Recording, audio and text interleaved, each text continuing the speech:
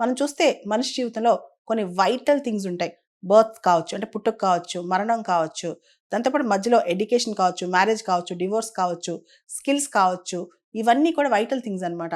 వీటి మీద సరిగ్గా గవర్నమెంట్‌కి అవగాహన లేకపోతే, వీటికి సంబంధించి గవర్నమెంట్ సరిగ్గా డేటా లేకపోతే, రిజిస్ట్రేషన్ లేకపోతే ఎటువంటి ప్రోగ్రామ్స్, పాలిసీస్ తీసుకురాదు. ఉదాహరణకి ఎంతమంది పుట్టారు? ఏ ఏజ్ గ్రూప్‌లో ఉన్నారు? ఎంత ఐఎంఆర్ ఉంది? ఎంఎంఆర్ ఉంది?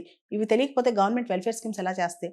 అదేవిధంగా ఎలా మరణాలు సంభవిస్తున్నాయి? డెత్ రేట్ ఎలా ఉంది? ఏ కారణం వల్ల మరణాలు వస్తున్నాయి? ఇదంతా కూడా.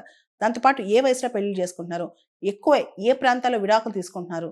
దానికి కారణాలేంటి? చాలా గవర్నమెంట్‌కి స్టాటిస్టిక్స్ చాలా అవసరం అనమాట. అయితే ఏషియా పసిఫిక్ ప్రాంతంలో ఒకప్పుడు ఈ స్టాటిస్టిక్స్ చాలా తక్కువగా రిజిస్టర్ అయ్యాయన్నమాట. మనం గనక గమనిస్తే దాదాపు 13.5 క్రోర్ పాపులేషన్ జనాభా పుట్టికే ఆ స్టాటిస్టిక్స్ లేవన్నమాట. దాన్ని ఒక డికేడ్ తీసుకొచ్చారు. 2015 నుంచి 2025 వరకు ఈ డికేడ్ మొత్తం కూడా యుఎన్ఎస్కాప్ వాళ్ళు ఏషియా పసిఫిక్ ప్రాంతంలో civil registration and vital statistics collect చేయడానికి కంప్లీట్‌గా డికేడ్ మొత్తం డెడికేట్ చేశారనమాట. దీనికి గాను బెనిఫిట్ ఏంటంటే దాదాపు ప్రస్తుతం 10 ఇయర్స్ బ్యాక్ అయితే 13.5 కోట్ల పుట్టుకలే రిజిస్టర్ అవ్వలా. ఇప్పుడు 1.4 క్రోర్ బర్త్స్ రిజిస్టర్ అవ్వలేదనమాట. అంటే చాలా వరకు గణనీయంగా తగ్గించుకున్నారనమాట. రిజిస్ట్రేషన్ కానీ, జననాలు కానీ, మరణాలు కానీ ఇవన్నీ